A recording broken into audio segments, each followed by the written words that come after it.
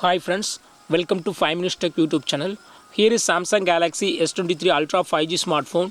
In this video, you will learn how to lock home screen layout in your phone Samsung Galaxy S23 Ultra 5G.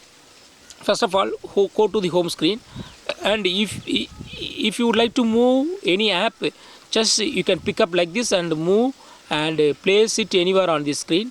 Also, if you would like to uninstall one particular app, just long press on that app and then you can easily uninstall. Okay, for example, I long press this on this Facebook, and uninstall option will available. Just click on it and uninstall can be done. So you can edit apps on home screen as of now. If you would like to lock home screen layout, if you have locked home screen layout, then no one can edit it. Okay, just it has been locked for moving, editing, deleting, uninstalling, whatever may be. Okay, so to do this, go to the settings of our phone here, then go to home screen, then go to lock home screen layout option. Just turn on this button. Now home screen apps cannot be moved, or